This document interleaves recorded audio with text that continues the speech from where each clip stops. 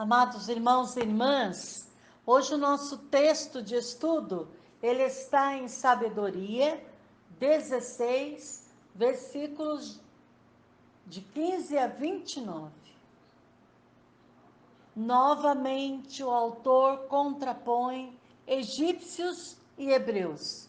Estes beneficiados com o orvalho prodigioso do maná, segundo os relatos de Êxodo 16 e número 11, e aqueles atormentados pela chuva de granizo e fogo, segundo Êxodo 9, 13, 33, a sétima praga.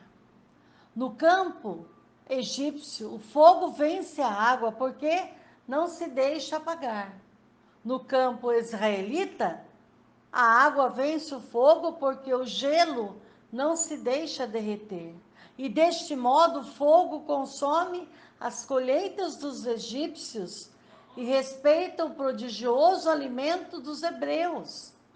Novamente aqui, irmãos, pois a transformação dos elementos da natureza colocados a serviço do seu Criador para castigar ou favorecer.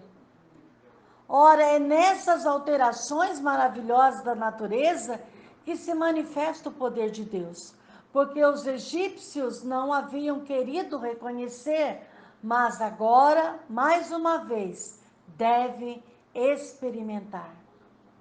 E, aliás, o que o autor proclama triunfalmente no conciso versículo 15, é impossível escapar da tua mão.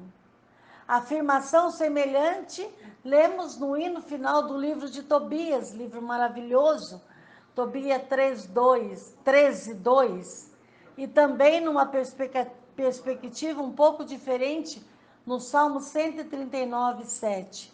Para onde ir longe do teu sopro? Para onde fugir longe da tua presença?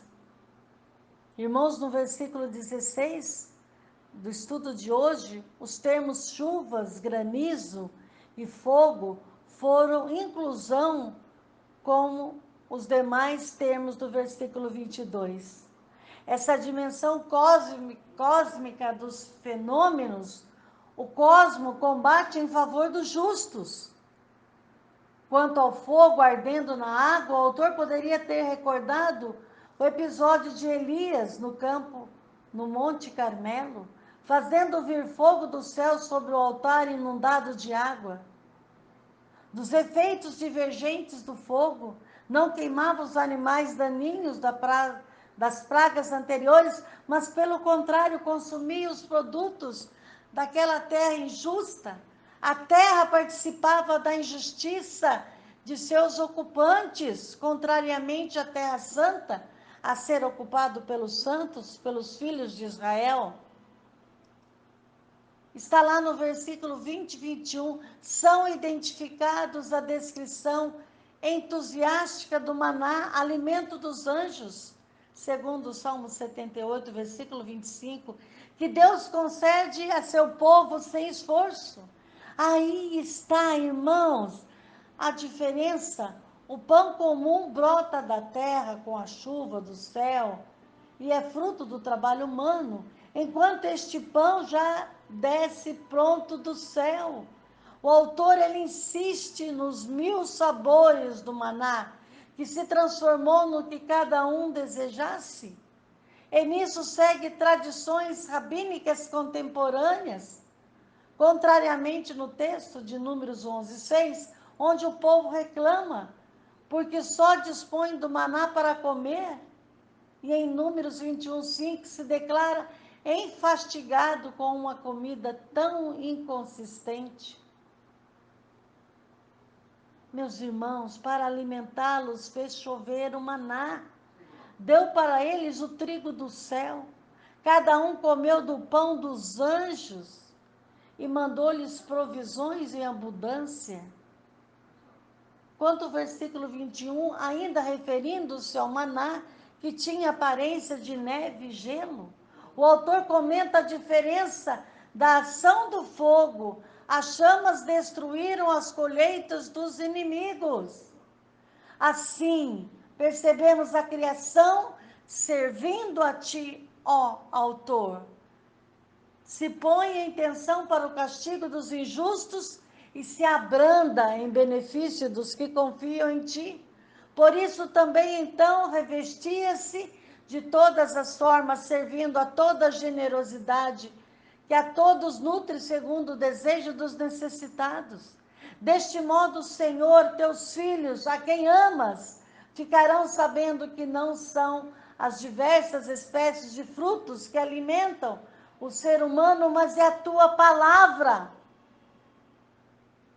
Irmãos, o autor ele volta a um de seus temas preferidos, a criação, dizendo que a criação favorece os justos e combate contra os pecadores. Existe uma certa diferença na criação. O que importa é a relação do ser humano com o Criador, que é Senhor das criaturas. Se esta relação é de amor, deixando-se cada vez guiar pela sabedoria e praticando a justiça, as criaturas, mesmo as aparentes nocivas, não prejudicarão. Assim, na primeira parte do livro, irmãos, o autor ele demonstrou como nem o sofrimento, nem a falta de filhos, nem a morte prematura são males definitivos.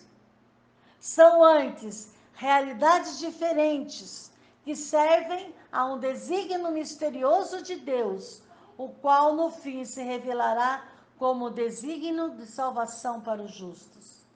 No versículo 25, aludindo à multiplicação, à multiplicidade de sabores do maná, refere-se à capacidade da natureza de transformar-se de todas as formas, servindo a generosidade de Deus.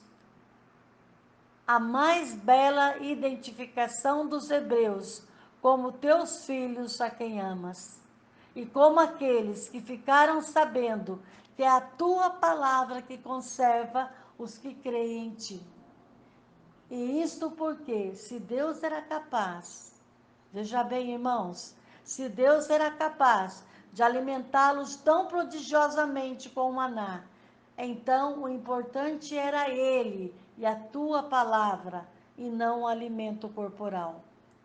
O último ensinamento do episódio do maná, que se derretia ao calor do menor raio de sol, é a necessidade de antecipar-se ao sol para render-te graças e invocar-te antes do levantar da luz.